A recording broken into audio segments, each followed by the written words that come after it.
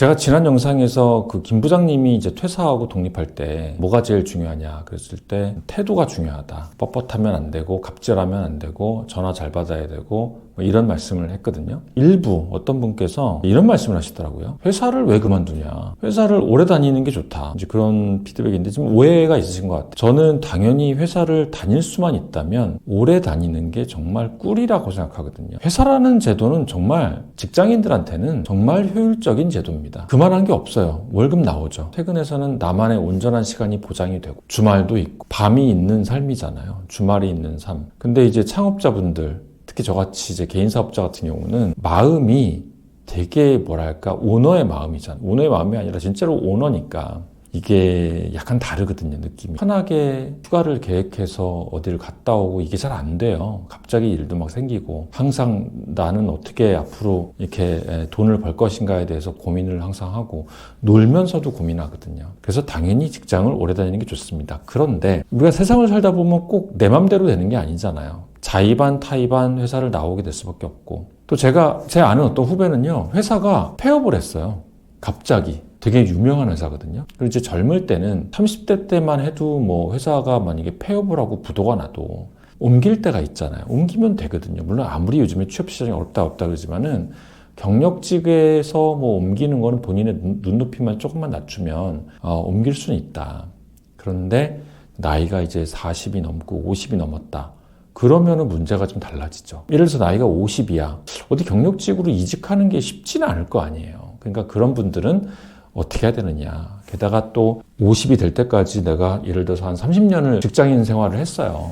그러면 아무래도 오너의 마음보다는 그냥 피고용자의 마음으로 일을 했을 가능성이 크잖아요. 물론 안 그럴 수도 있지만 그럴 때는 이제 마인드셋을 바꿔야 된다라는 거를 제가 지난 영상에 말씀드린 거였고요. 이번 영상에서는 나를 좀 증명하는 방법. 그러니까 이제 내가 예를 들어서 직장인 생활을 30년을 했어요. 그럼 분명히 전문성이 있을 거잖아요. 그죠? 전문성이 있을 거예요. 근데 문제는 그 전문성이 증명이 안 된다라는 거예요. 왜냐하면 어디 가서 말을 뭐 30분, 1시간 동안 누구랑 대담을 하면 모르겠는데 우리가 일반적으로 덩그러니 어떤 A라는 사람이 이렇게 있어요. 근데 이 사람이 30년 경력이 있대. 오프라인에서 이렇게 만나서 1시간 정도 얘기를 나눠보면 이 사람 되게 아는 게 많구나.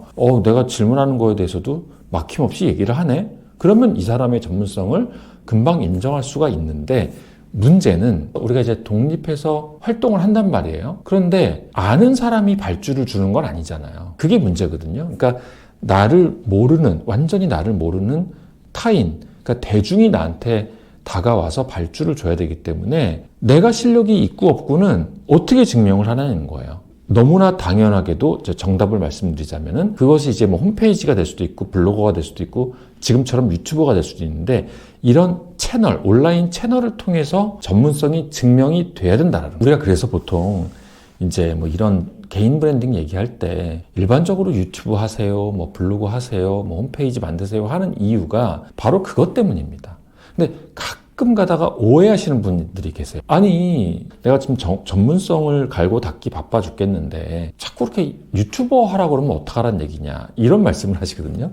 근데 이 말씀은 유튜브를 하라는 얘기는 유튜버가 되라는 말씀이 아니고요. 구독자가 단 100명이라도 구독자가 단 1000명이라도 유튜브를 통해서 나의 실력을 증명해야 된다는 뜻이에요. 누군가가 내 유튜브나 내 홈페이지나 블로그를 보고 유장준이 쓴 글을 봤을 때 이 사람 되게 전문적인 사람이네 라고 증명을 해야 된다는 거예요. 근데 그 증명은 내가 어디 가서 누구를 만나서 말로 하는 게 아니라 글, 텍스트와 영상 혹은 음성, 근데 음성은 거의 없죠. 뭐 팟캐스트가 많이 죽었기 때문에 주로 텍스트가 중요하죠. 그래서 이제 보통 책을 쓰거나 블로그를 하거나 홈페이지를 만들거나 지금처럼 유튜브를 하는 겁니다. 그 다음에 두 번째가 있어요.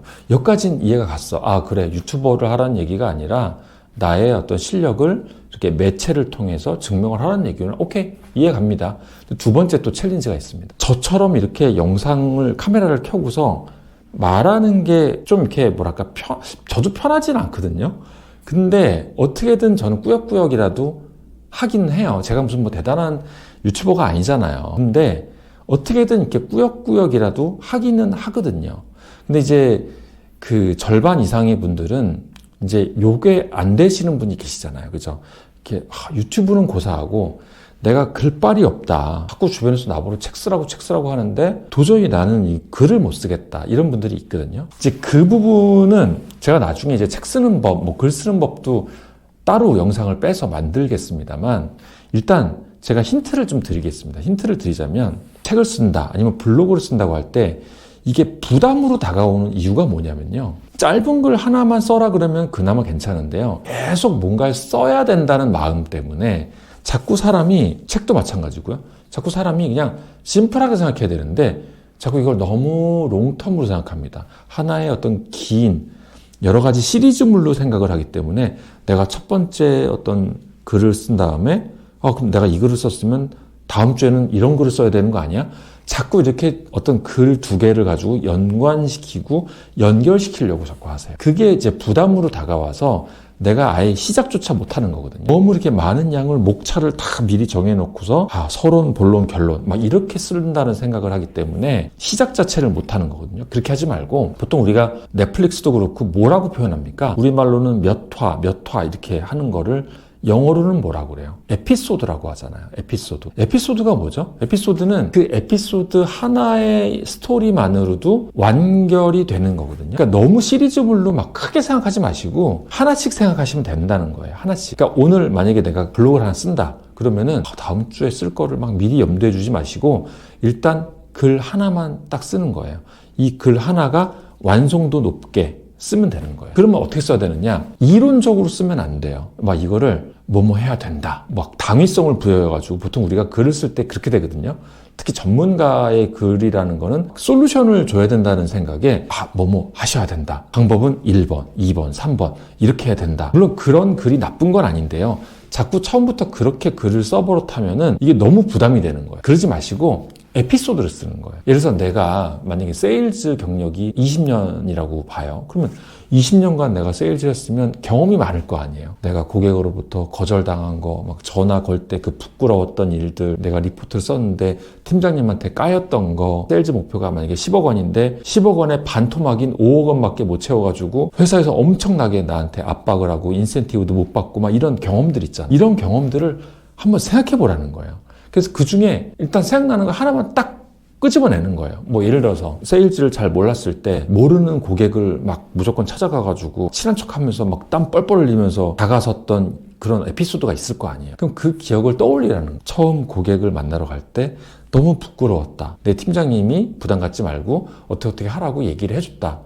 그 말이 나한테 큰 어떤 위안이 됐고 그 다음부터는 나는 다음부터 혼자 갈 때는 요런 루틴으로 내가 고객을 방문하니까 조금 내가 기분이 나아졌다. 우리 세일즈 초보분들은 그 얘기를 듣고 공감이 될 거 아니에요. 편하게 생각하시면 되는 거예요. 그러면 나중에 만약에 책을 쓴다고 했을 때 이런 에피소드들이 이제 한 30꼭지, 40꼭지가 모이면 그때 분류하는 거예요. 막 에피소드들이 여러 가지 막 산재되어 있을 거 아니에요. 그럼 이제 이게 한 40개, 50개 모이게 되면은 분류를 할 수 있겠죠. 이거는 고객을 만날 때 얘기들, 얘는 뭐 리포트 쓸 때 얘기들, 기존 고객을 유지했던 기술들 이렇게 좀 분류가 될 거 아닙니까? 그런 식으로 나중에 그건 생각하고 당장은 에피소드 하나씩에 집중해서 쓰는 겁니다. 스토리 기반으로. 옛날에 내가 경험했던 거를 끄집어내는 거예요. 끄집어내는 거. 그게 중요하죠. 그래서 한번 주말이나 이렇게 뭐 아니면 퇴근하고 커피 한 잔 마시면서 한번 생각을 해보는 거예요. 그래서 직장 다닐 때, 회사를 다닐 때 이렇게 실패 경험들이 정말 소중한 거예요. 이 경험들을 막 흘려보내지 마시고 나는 너무 힘들어. 직장 생활은 난 이건 아닌 것 같아. 세상은 썩었어. 너무 이렇게 비판적으로 바라보는 것보다는 직장을 다닐 때 그런 실패 경험들을 이렇게 메모라도 좀 해놓으시면은 나중에 정말 큰 도움이 됩니다. 지금 나이가 있으시고, 나는 뭐 메모 안 해놨는데 괜찮아요. 한번 생각해 보세요. 제가 이제 글쓰기 방법이라든가 뭐 책 쓰기 방법에 대해서는 제가 전문가는 아닙니다. 그래도 저는 경험이 있는 사람이기 때문에 제가 알고 있는 선에서 나중에 또 영상을 하나 찍겠습니다. 기대해 주시기 바라겠습니다.